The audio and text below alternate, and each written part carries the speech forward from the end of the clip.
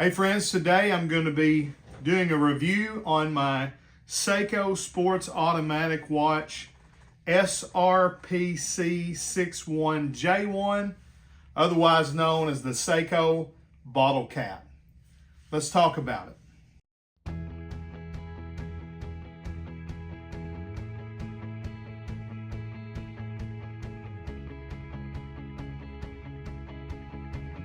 All right, guys, welcome to Proverbs 27:9 Fragrances. Today we're doing a watch review. Go ahead and like the video and make sure you're subscribed to the channel. That way you're notified every time we upload this sweet smelling fragrance-related content. Also watches, men's apparel, Bibles, knives, just all kinds of stuff on here, okay?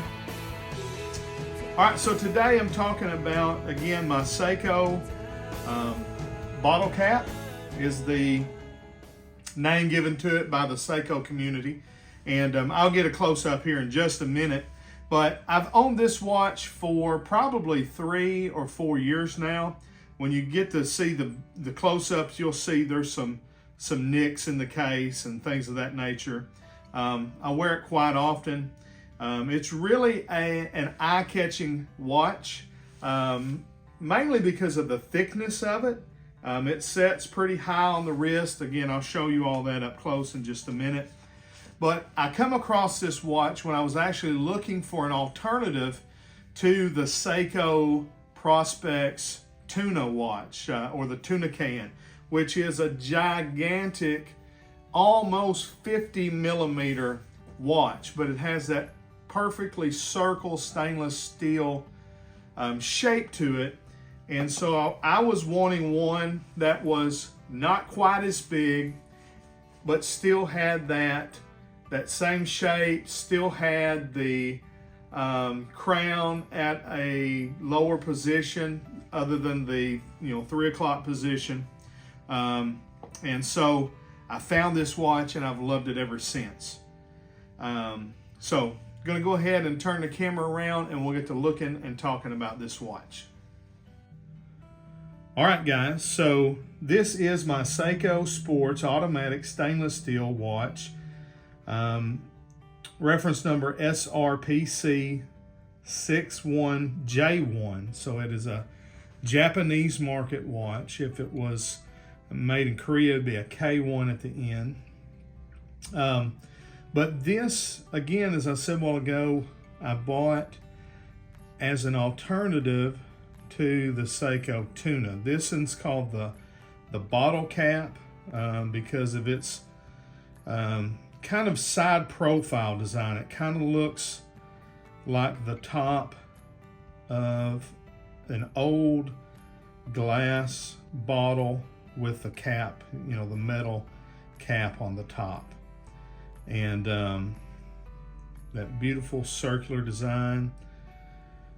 It's a 44 millimeter watch, but it wears, to me, it kind of wears a little smaller. If you've ever had like a big 44 millimeter, like Invictus watch or something like that, because 44 millimeter is a very large watch, it wears a little bit smaller, and I'll show you it on the wrist. In fact, I'll go ahead and cut here to some B-roll showing it on the wrist. But this watch, it does wear smaller than 44 millimeters. And I think it's because it has the round design. You can see here, there would be a little more meat typically on a watch, but it's 44 up and down, it's 44 left and right. But that circular design, it just makes it look just a little smaller than that. You can tell it is very beefy though here, but it's a 13 millimeter case. So it wears pretty tall off the wrist, but I really love it. I think it's beautiful. The black dial, the chrome indices, the lume on this watch is very good, as was Seiko. You've got the 24 jewel. Let me see what the motor is in this thing. I didn't write it down.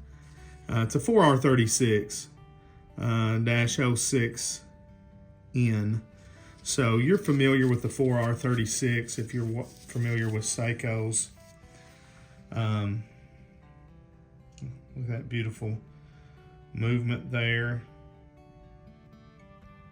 See that skate wheel rolling. Of course, you've got the gravity weight, automatic winder, display glass on the back so you can look at that beautiful movement every time you want to. 10-bar water resistance, so you can use this as a dive watch. And you can tell I've got it on this. Very stylish, in my opinion. Black and kind of a bluish gray NATO strap. It come on a stainless steel strap, but I just think it looks so much better on the NATO strap. Now, you've got day, you've got date. Again, you've got, it's not a screw down crown, it's just a pull out crown. But again, you do got 100-meter water resistance. Let you kind of hear that dial click. Very nice feel to the dial. Clicks and feels very good, very snug. The only downfall to this watch to me, and it's just because of the price point of it, but it's, you know, hard luxe. And you can see there, I do have a couple of scratches on my hard luxe. Looks like maybe 3. There's one up there, and then 2 right in this region. Now that I'm looking at it under the camera, a couple over here too. So that, you know, that's a little disappointing, but